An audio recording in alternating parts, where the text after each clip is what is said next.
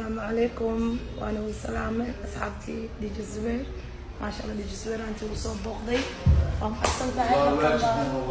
لو انا يا قفك وحكو اقفكي كله marka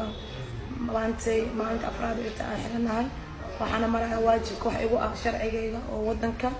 marka birito waa inaan banaanka imaada marka biri maxkamadna waa leeyahay way sii wadaysay bar sharciga aniga raalinka inaan maro laakiin waran saying is I'm innocent, I didn't touch no one. gabadhii ana i abjoogtay oo marka adiga suwax u dhacnaan ku sheegi doono oo waliska ah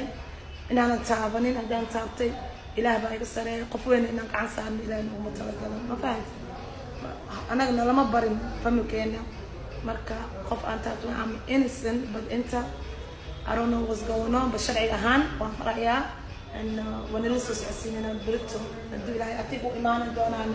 Zubayr maxkamada marka ma sha Allah alxamdulillah kulay wiilasha askarta inta ku jiro inta wax xukunto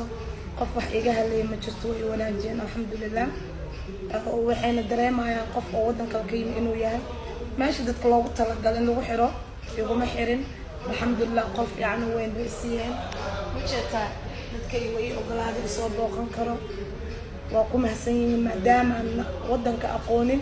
I love my country wallahi waxaan u imaaday inaan wax ka bedel ani wala shayda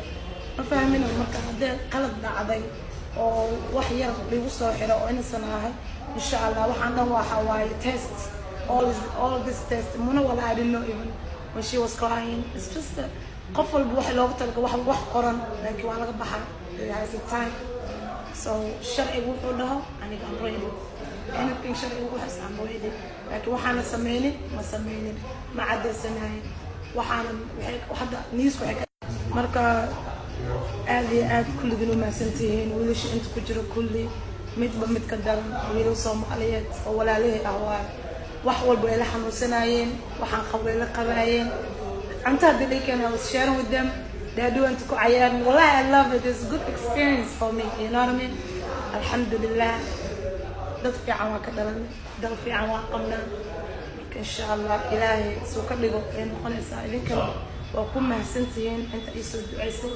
inta oo iga walwalayso inta oo meel walba joogto ducada waa xaq dhankiina marka we'll go through wax qof walba loogu talagalay wuu maraya you know what I mean insha Allah wixii lagu talagalay waa maraya marka wadankayga jooga wax miga maqnaa